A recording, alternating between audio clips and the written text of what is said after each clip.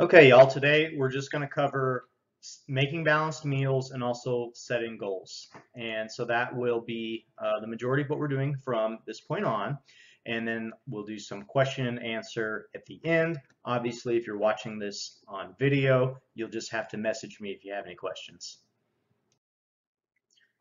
All right, let's start with this. High performance meals, what to eat for breakfast, lunch, and dinner to make you a better basketball athlete. All right, so let's just start with a review of the food groups. And overall, it's important to get a balance from every group. And so I have this categorized for you guys so it makes sense for you as athletes. So high protein foods are going to be foods that repair and build muscle. And the other benefit of this is it gives you a steady release of energy between your meals. So you won't have those high and low sugar crashes. The next food group is starchy and grains. So this is going to give you your energy for sport. You have to have grains and starches, or in other words, carbohydrates, so that you're able to perform on the court. This also gives you optimal energy just as a student too. So it provides your brain with the right sort of fuel that it needs. The third food group is plants, and so that's going to be fruits, vegetables, and beans. And these keep you healthy, and they also give you a steady release of energy between your meals. And then finally, we have sweets and treats. So this is stuff like candy or fried food, potato chips, junk food, that sort of stuff. It's important because they taste good, and we're humans, we all want to enjoy ourselves. And this is also an easy way to add in a lot of extra calories.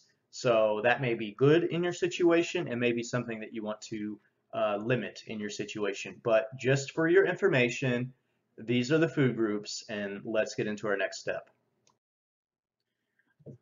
Okay, so if your goal is to gain muscle or just to maintain your weight while you're training really hard, I mean, hopefully everybody's training really hard in this off season, this is what your plate is going to look like. So you can see that half your plate is going to be some sort of starchy carbohydrate. So those are going to be things like rice, bread, pasta, potato, all those sort of things.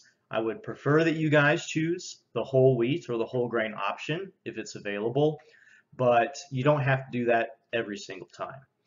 The next thing you can see on the plate here is we have our high protein foods, and that's going to make a quarter of your plate. So high protein foods are things like meats or dairy products, can also be high in protein. And then I want a quarter of your plate to be plants. So some sort of fruit or vegetable, chili, beans, those sorts of things.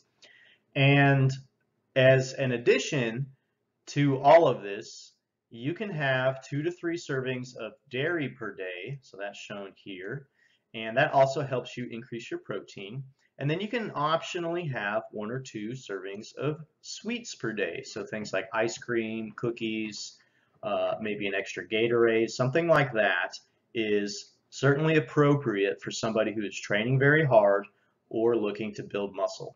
For right now, I just want you to follow this sort of balanced meal program. This is going to get you very close to what you optimally need to improve your performance as an athlete.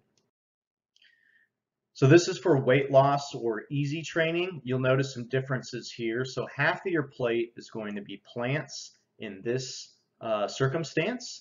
And so I want you to eat more fruits and vegetables if you're trying to lose weight or if you're not training very hard, maybe you're injured. The other thing you'll notice here is that instead of half your plate being starchy carbohydrates, a quarter of your plate is going to be starchy carbohydrates. Now for dairy, you can still have 1 or 2 servings per day. And for sweets, we want to limit that and find a low calorie version. For example, a cup of ice cream, like a bowl of ice cream, is about 500 calories. But a fudge pop or a popsicle or something like that is only it's less than 100 calories. So if your goal is weight loss, we do want to reduce calories a bit. You can still have sweets and treats, but try to find a lower calorie version. And so same thing I said for the weight loss, for the weight gain plate, if you're in the weight loss category, Just follow this format, this template, and this will get you very, very close to what you need to achieve your goal.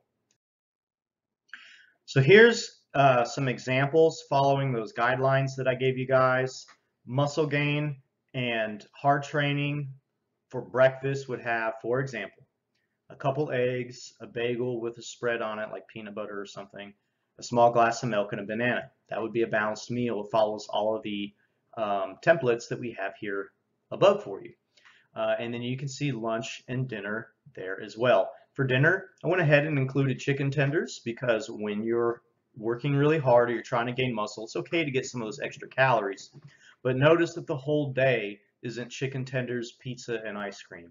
You need to be selective about when you have those sort of fried foods or higher calorie foods. Add those in slowly.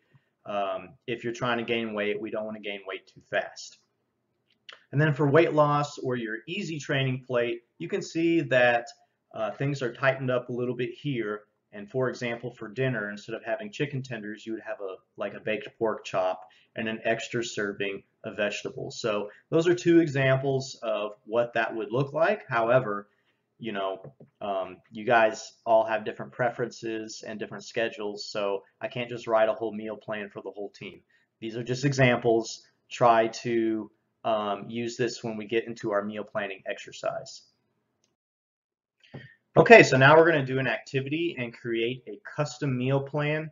If you have the app already downloaded, you can go in there and find the custom meal plan template, and I want you to print this out and follow along with me.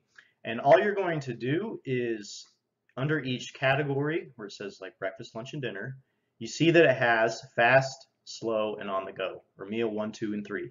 Just come up with an option for each category that closely follows the plate example that I showed you guys. And for your fast meal, you're going to do something that you can make in a hurry.